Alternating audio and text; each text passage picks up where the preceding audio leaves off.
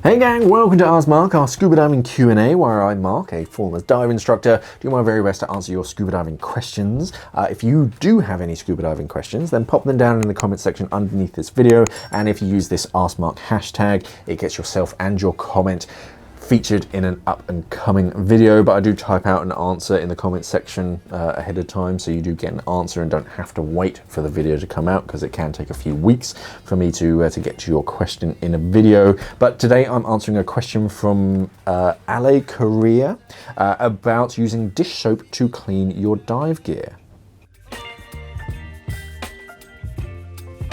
Is it okay to use regular dish soap on dive gear? Yes, dish soap is quite a good balance for our diving equipment. It's not the very best for all of it, especially, but it is certainly acceptable. Dish soap is quite gentle, but it's still antibacterial and antifungal, so it will kill a lot of nasties that you don't want building up in your dive gear. So for like general kit, like your mask, your fins and bits and bobs, that's quite good to have like dish soap, unless you're diving somewhere particularly nasty, in which case you should probably know the answer to this question already. But if you're just diving in the ocean, and yeah, afterwards you give it a good rinse down, and then you want to give it a soak and a good scrub, yeah, just warm fresh water, bit of dish soap, and you don't want to go too crazy with it, just a dash, and yeah, that's just enough just to kill bacteria and things from growing in your equipment. It shouldn't damage any of your like equipment, the what you call it, the like rubber seals and things should be okay with just regular dish soap. And yeah, if you are diving somewhere that is quite nasty, then you do get special formulas for it. I can't think of the name of it off the top of my head. I've got Chemgene stuck in my head, which I think might be it.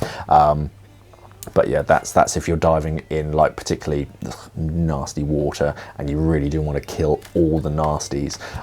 But yeah, on like a normal ocean dive in like the Red Sea or something, or it's like even off the coast, then yeah, it should be all right, as long as there aren't any like sewage pipes anywhere near. For regulators, yeah, again, should be pretty good. Just make sure that you do give them a good fresh like clean. You want to wash all of the dish soap off of it after the dive, just so that you don't have too much of it building, and make sure that the usual things, don't press the purge button whilst it's submerged, otherwise water gets up into the hoses. Don't submerge the first stage, even with the dust cap. Dust caps are named dust caps because they keep dust out, they're not watertight. So what you can do is hold your thumb over the inlet. That's usually the best way. The best way is to have it pressurized on a cylinder, because there's no way that water can get in if it's actually pressurized on a cylinder. But if you don't have a cylinder, thumb over the inlet is usually the best way to prevent any water from getting inside of the first stage. Just give it a quick scrub, and then a good rinse with some fresh water. Let that drip dry.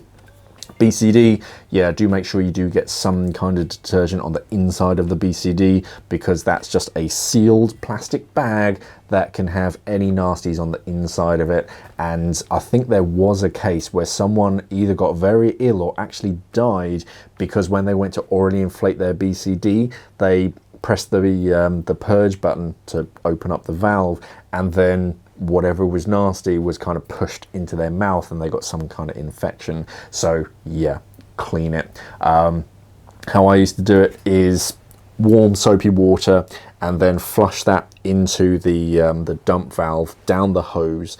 Give it a good slosh around on the inside of the BCD so it gets into all of the corners, and then just let that sit for a little bit, and then drain it through each of the purge valves. So just a little bit out of the like kidney dump, a little bit over the shoulder dump, so that water and that soap is running through each of those seals, and then hang it up whilst it's like fully inflated.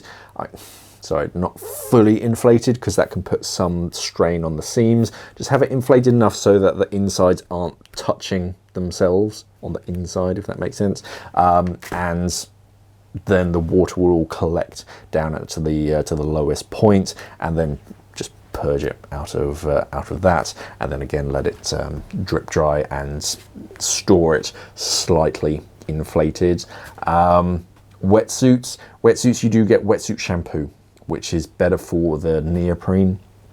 I mean, dish soap, if you're in a pinch, I wouldn't worry about using dish soap on my wetsuit or my dry suit, but if I had like wetsuit shampoo available, it's better for it. It's just better for the materials and everything.